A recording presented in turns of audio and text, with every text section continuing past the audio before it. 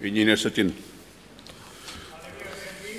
आपको बहुत बहुत धन्यवाद कि आपने स्वास्थ्य विभाग की रीढ़ की हड्डी और स्वास्थ्य उपचार की पहली सीढ़ी आशाओं के हक पर मुझे सवाल लगाने का मौका दिया।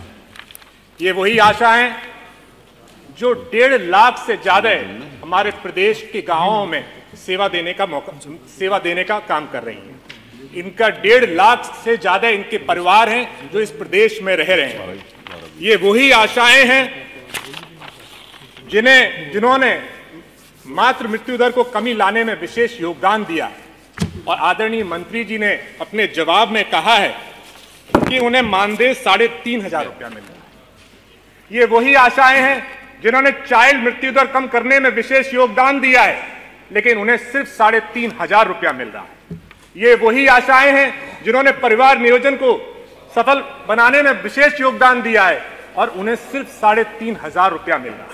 ये वो नहीं, भूमिका तो बताएंगे वो तो ये वही आशाएं हैं जिन्होंने टीकाकरण को सफल बनाने में विशेष योगदान दिया है और उन्हें सिर्फ 3,500 रुपया मिल रहा है। ये वही आशाएं हैं जिन्होंने ई कवच अभियान को सफल बनाने में इस प्रदेश में विशेष योगदान दिया है, उन्हें सिर्फ 3,500 रुपये मिल रहा है।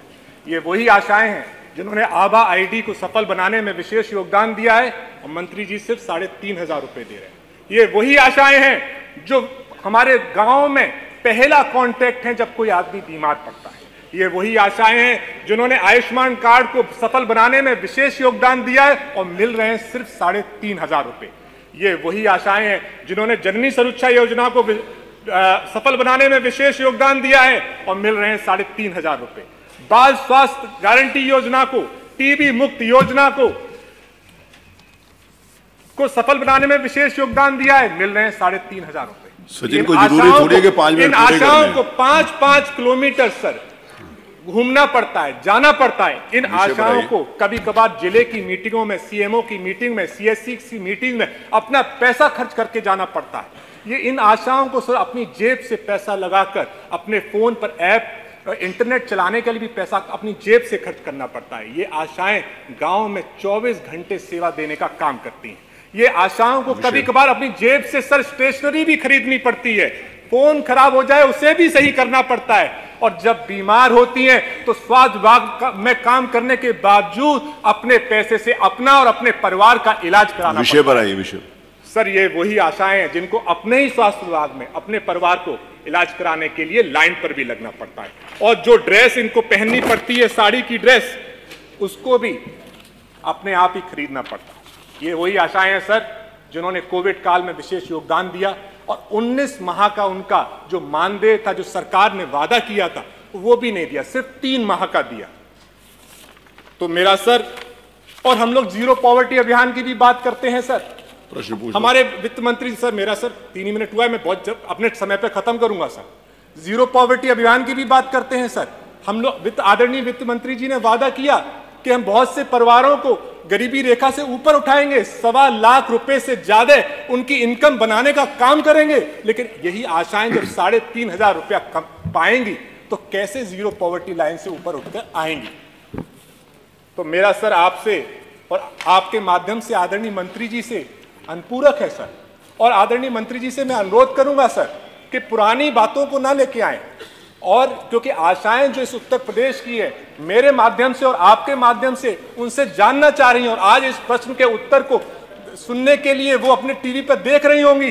तो मेरा सर अनुपूरक है कि अगर, पहली बात सर, कि अगर मंत्री जी को लगता है कि 3,500 रुपये सबको मिल रहा है, कि वो भी नहीं मिल रहा है सर, उसके लिए भी उनको कभी कभार धरना देना पड़ता है, कि अगर 3,500 रुपये सबको मिल रहा है सर, उसमें कोई कमीशनगिरी नहीं है, कोई रिश्वतखोरी नहीं है, तो क्या जो रुपए उन्हें मिलते हैं उन्हें फिक्स करने पर सरकार विचार करेगी? अगर करेगी तो कब तक, अगर नहीं करेगी तो क्यों नहीं? जीरो पॉवर्टी अभियान को मद्देनजर रखते हुए, आशाओं की जिम्मेदारियों को देखकर, उनके परिवारों की देखरेख को देखकर, क्या उनको न्यूनतम सरकार 18,000 रुपये प्रतिमाह देने पर विचार करेगी? अगर करेगी तो कब तक, अगर नहीं करेगी तो क्यों नहीं? तीसरा, क्योंकि वो गांव में बीमारी के सबसे नजदीक होती हैं, जब गांव में कोई बीमारी फैलती है, तो क्या उन्हें लाइफ इंश्योरेंस, जो सभी लोगों को कहीं 25 लाख 50 लाख रुपए मिलता है, लाइफ इंश्योरेंस और मेडिकल इंश्योरेंस, क्योंकि उन्हें इलाज कराने के लिए खुद अपने जेब से पैसे देने पड़ते हैं। क्या सरकार उन्हें लाइफ इंश्योरेंस और मेडिकल इंश्योरेंस देने पर विचार करेगी या नहीं करेगी? और सर 19 माह का जो उनका वेतन वो मानदेय बचा है उसको देने पर विचार करेगी या नहीं करेगी? और संगनी जो है सर उनको स्कूटी देने पर विचार करेगी या नहीं करेगी? यही मैं सब पूछना चाहता हूं। बहुत बहुत धन्यवाद। जो रेलेवेंट पोर्शन है उसका उत्तर दीजिए। वो सवाल है प्रश्न संख्या वही जो 1 और रेलेवेंट है 2। उसका उत्तर दीजिए। प्रश्न संख्या 1 और 2 दोनों सेम सवाल हैं। मैं अनुरोध करना चाहूंगा कि दोनों को क्लब कर लिया जाए। कौन से? ये कैसे लगे मैं समझ नहीं पाया, मैंने अनुरोध किया था। ये 1 नंबर और 2 नंबर सेम सवाल। 2 नंबर किसका है? डॉक्टर रागिनी, क्या इनका? दोनों सेम है। दूसरा अध्यक्ष जी मेरा अनुरोध ये है, हम लोगों को 3 बरस काम करते हो गया है। तो ये भी इनका भी आ जाए प्रश्न। मैं अनुरोध कर लूं विभाग के बारे में, वर्कर्स के बारे में, उनकी कार्यप्रणाली के बारे में पूरे प्रदेश को पता, विधानसभा सदस्यों को पता, मंत्री को भी पता, आपको भी पता है।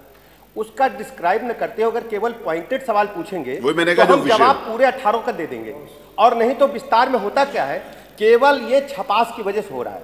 मेरा सादर अनुरोध आपके मतलब कृपा मैं चाहता हूं केवल पॉइंटेड सवाल पूछा जाए। अरे आप बैठिए ना, आपने अपनी बात, उनको अपनी बात कहने का अधिकार है। आपने सारे प्रश्न कहे, वो बैठिए। अरे आप उत्तर तो आने दीजिए। अरे वो कोई बात नहीं, आपने भाषण दिया पूरा, बैठिए। उनको खराब अपशब्दों का 5 मिनट का मतलब, आप बैठिए शब्दों में उनसे सवाल पूछा है। विषय नहीं है, डिबेट नहीं हो सकती, प्लीज। सर छपास जब आपको बोलेगा तब आप हम लोग छपने के लिए यहाँ पर आए हैं सर। बैठिए प्लीज।